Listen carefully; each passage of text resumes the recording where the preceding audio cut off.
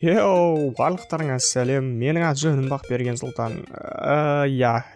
Мен тірімін. Және де менің өмірімде болып жатқан өте бір күшті жаңалықтардың бірімен бүгінгі видеода сендермен бөлісемін. Сегодня смотрим машину. Өзімше болып интрига ұстамай ақ қояйын. Видеоның атында бәрі жазылып тұр. Мен өзіме ең алғашқы көлігімді сатып алдым. Не сатып алған жоқпын, кредит қалдым. Және де өзім күтпеген факт, салоннан жаңа машина алдым. Бірақ ол моментке келмес бұрын әңгімені басынан бастайық. Жаңа ішіп ал дедім ғой. Жоқ қой енді мама үйде тірлік істеп жатыр ғой, сонымен күтіп отырмын. Мамасы өмір сүрмесе ме? Ерка көкөрді, ерка бұл. Қамрам дей ма? Ой, сылау. Істесін үйде жатқан жоқсың ба? Не деген тірлік? Мен жұмыс істеп жатыр мені. Бұрын шықыма видеоға. Перекуп оқиғаны айтады, либо R3, либо Кобальт асай дейді. Бірақ не да, қыматырақ болып тұр да. Жалпы мына влогте Exile-дың видеолары сияқты ұзақ қылмас үшін бәрін тез қысқаша айтып шығайын. Вош, Дэвид. Шымкенттегі ең мощный, точный, күшті операторды әзер көндіріп алып шығып, машинаны сатып алуға қарастырып жүрген адамның әлемдегі ең күшті видеокадрларын жасатқыздық. Короче, жолда кетіп бара жатыр. Ондай автосалон бар екен. Салон болғанда даже ескі машиналарды сататын базарчик, салончик. Димаштың Lexus көретін. Әдемі негізі қалғашы. Ядан бампер мықты. Зосын барып соқтық қой. Немен? Кароламын. Қай жылғы? Қай жылғы? Бастан жақсы ғой бірақ былай. Салоны. Ну, Диманко, Ну, газ, ма? Да. Ол да аламын да жей. 5-5 та бірақ бұл. Асырауды айтты да бұны сен. Болмаса Ларгус көрсілдім. Тіпті арағыдай көрікші. По секрету айтайын, жаңа машинаны алам деп мен вообще ойламағам. Сондықтан дәл осы сәтте сендер көріп жатқандарың менің әлі шамамен 4 миллионның шамасындағы машиналарды қарастырып жүрген кезім. Үйді қалыр бізде. Каналдары зор ма? Сасы шынды онан өз. 23 мың пробег. 23 мың сегіз. Анадан жақсы оламын ма?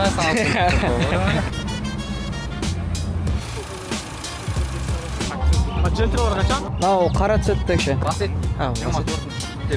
Жетте бір.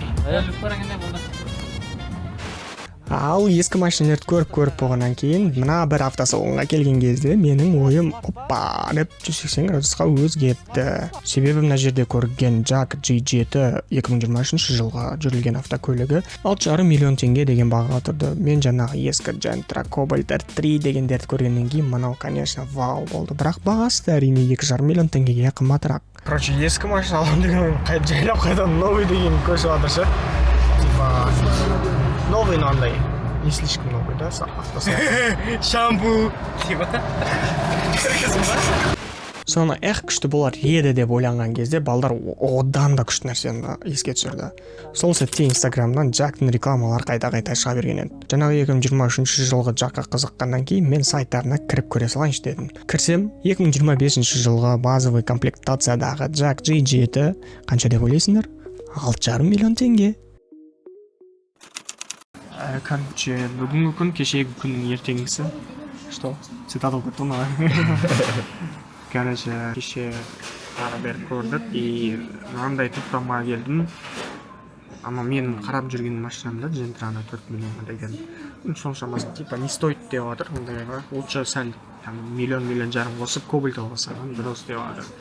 Ол по сути миллион жарым қосасың. И одан кейін в итоге не жүрген машина сөйтіп кеше көрген JAC бар ғой, JAC нақылар деп сөйтіп бүгін енді дилерский JAC-қа барып көрмекшіміз. Көреміз о жақта есепті еткізіп көріп, егер қатты қымбат шықпаса, типа 150-160 шығатын болса, онда, скорее всего, новый машина аламын, жетілға. Но зато есесіне новый машина. Жаңа нөлет бір әу деп жүр. Құдай қаласа күтіңдер шықтыр. Мынандай істейміз, мынандай бірдеңе аламыз да. Бірдеңе. Осындай бірдеңе аламыз да, короче.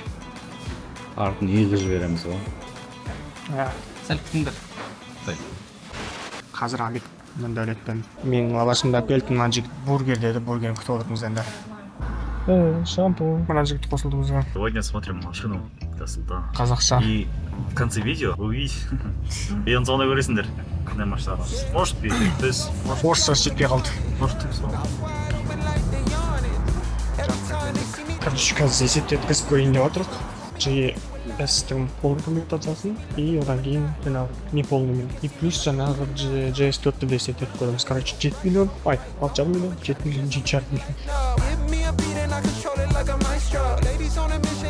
Жергілікті. Ал мынау полный 700-ға 164 миллион. Ал мынау JS4 700-ға 175 миллион. Бұл қазір есептеп неғып көргеннен кейін Примерно есептеген. иә, примерно. Адам 2 мың теңге аз болуы мүмкін, или 3-4 мың теңге көп болуы мүмкін. То есть 5 мың теңге плюс-минус ойнайды. В общем, мынандай машина алып жатырмын. Жеттер Focus дейді. 40 миллион тұрады. Смело сіздер қараңдар, не істей аламын мен. Мындай бүйте аламын да. Поехали дальше, let's go. В общем, қараңдар. Подлокотник, сиденье, ой, подлокотник, сиденье да подлокотник, одан кейін мынандай шықып кетесің.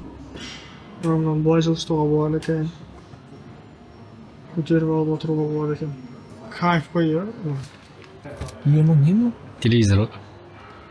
Басар, жоқ. Осындай машина алдым жеттер. Әзілдеймін. Әрине, әзірге бұндай машинаға ақша жоқ. Бірақ сендер бүгін менің осы видеодан точно машина алғанымды көресіңдер. Машинаның бағаларын көріп, кредиттің условияларын салыстырып, үйдегілермен ақылдаса отырып, деп бір күн бойы не істеймін деп ойлана отырып, нақты бір шешімге келдім. Короче, дұрыс шешім қабылдадым, білмеймін, алайын деп жатырмын. Jack G7 комфорт плюс комплектациясында 6 миллион 500 тұрады. В общем, айына 130 мың теңге шығайын деп тұр. Енді менің видеоларымда сендер мені осы машинамен көресіңдер. Әлі білмеймін, смешанное ощущение деп отыр ғой. Дұрыс па, дұрыс емес па деген. Әдейіс дұрыс, әдейіс баратын тауларға бара аламын бүгін. Иә? Тауға набірет енді, но таудың парковкасына.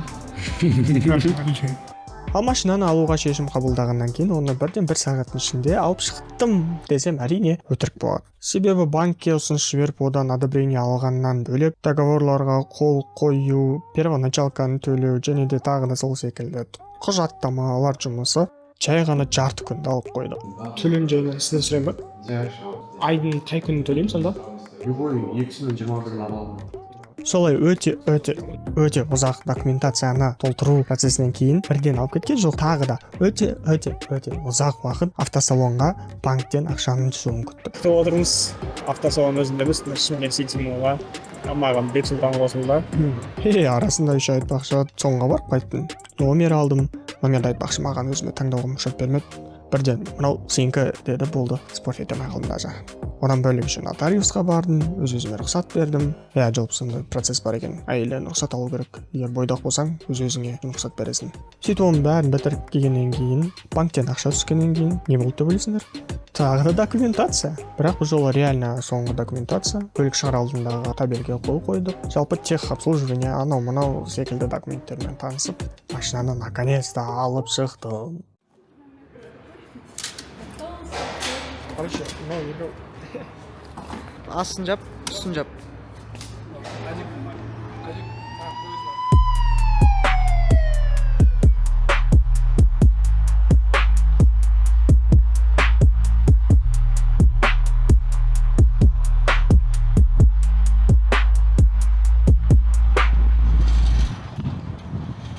Сұлтан?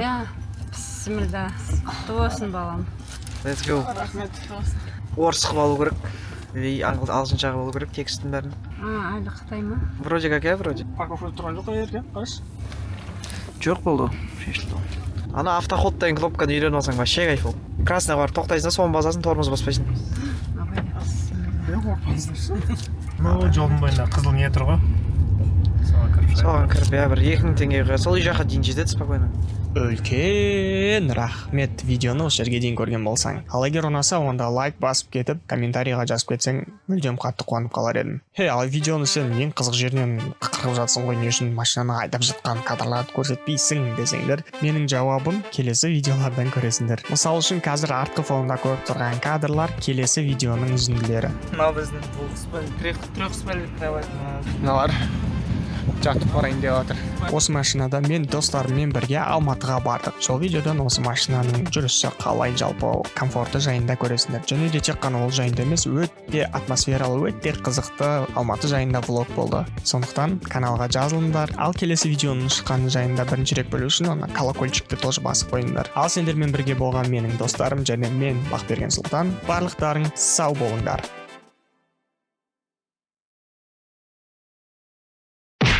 Оператор сантиметр.